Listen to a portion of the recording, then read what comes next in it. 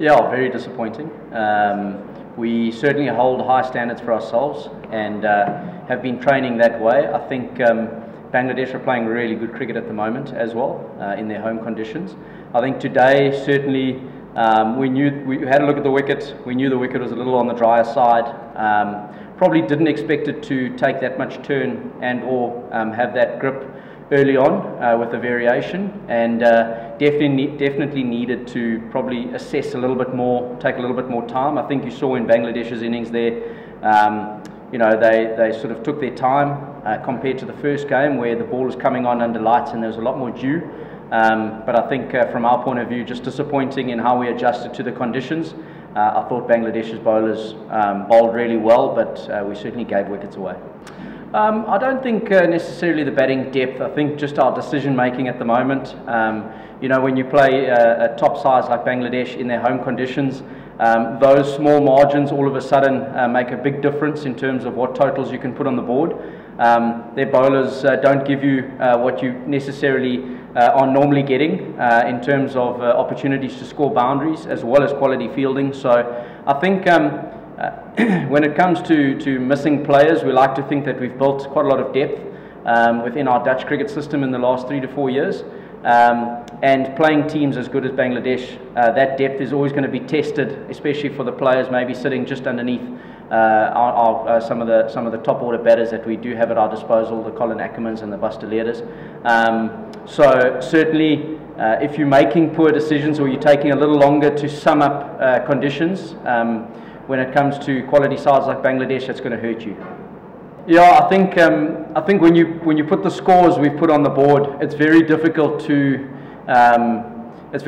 defend those type of scores. I thought our bowling performance today was a lot better than the first game. I think we adapted really well to the conditions. We did use our cut as well, and I thought Aryan Dutt, he really stood up today in terms of his bowling. He holds himself in high regard in that, and he's one of the best bowlers to left-handed batters that I've certainly seen in international cricket. So when you look at playing in these conditions against quality sides, we certainly have a culture of fighting, and we don't like to go down very easily. So pretty frustrating in the last 2 games, and would like to think that in the last game that we could certainly put a total on the board and or restrict Bangladesh, depending on what we do first, to allow us to actually get into the game. I think in both games that we've played, we've not necessarily got into the game well enough, and that's always put us on the back foot, you know, certainly in the power play and going forward. Probably have to ask Ryan Cook that question. He'd be a good guy, but you know, I think at the 2023 World Cup in India, we played Bangladesh there, obviously, and we managed to get a really good result in Kolkata. But you know, we've actually commented on their improved athleticism in the field.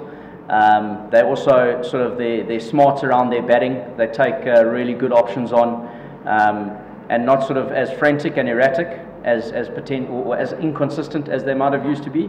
But again, you know, they're also looking to improve all the time. They've got a really good group of players at their disposal. They've got some dynamic young batters that have come through the system as well, that are really starting to sort of put their stamp on a style and a way that Bangladesh wants to play cricket, and it's a really good challenge for us to take on a good team like that.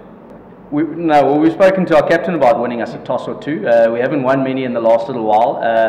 I think at this level, sometimes, you know, when dew is such a big factor at a ground, that becomes quite a big thing.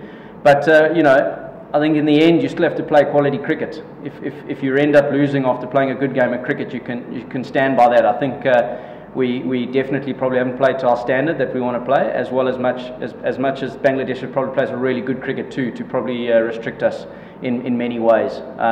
So yes, toss is important here with the dew factor in place, but you know, at the same time, I don't think we've played well enough to sort of challenge Bangladesh in that case. Now our team, look, we mentioned about fighting earlier as much as possible. I think there's a lot of pride in regards to our team.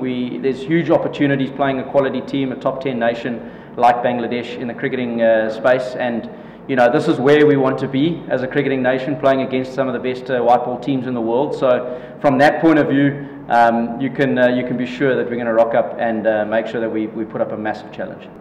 Yeah, I think they're tracking really well. In white ball cricket, a lot of the teams have got a lot closer to each other. You look at how well Afghanistan's playing as well. You look at how well a team like UAE is competing. You guys played them the other day. So I think when it comes to white ball cricket, a lot of the teams are pretty close to each other. So the consistency that Bangladesh is showing with a bat, I think, is going to put them in good stead. They've got some really nice variety in their bowling lineup. In terms of left arm options, right arm options, they've got Taskunu bowls, 135 plus. So, and then they've got the Fizz, who's got all that variety that he brings to the table, and they've got Mahedi, his off spin's really valuable with the new ball, and he can bowl sort of anywhere in the innings. So I think when you look at the variety of their attack, I think they're always going to be competing. And if some of the young batters can stand up, as some of them have in this series, I think it gives them a really good chance going into the Asia Cup. Definitely. First game, really good cricket wicket. 140 wasn't enough. We were probably about 45, 50 runs short on that good surface.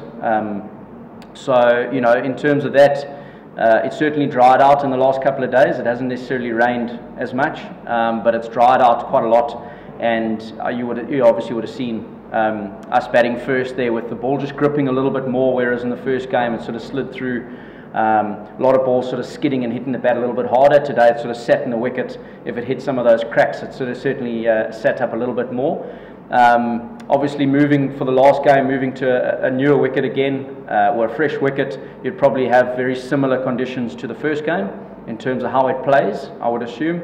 And then tonight the wind blew. So with the wind blowing, there was actually no dew at all.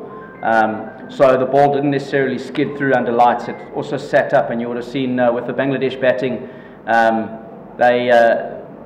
thought they probably showed us exactly how to bat in these conditions, where it wasn't necessarily a 9 or a 10 run and over run rate that they could chase, and they knocked it around at 7s and 8s until they built a partnership, and then they put their foot down towards the end to close the game out. So I think very different wickets from the first game to the second game.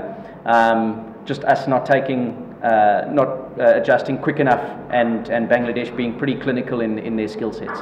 For more updates, subscribe to our YouTube channel and click on the bell icon. Follow us on Facebook and Instagram. Download 𝗃 Sports app to enjoy exciting games and highlights. Visit 𝗃sports.com.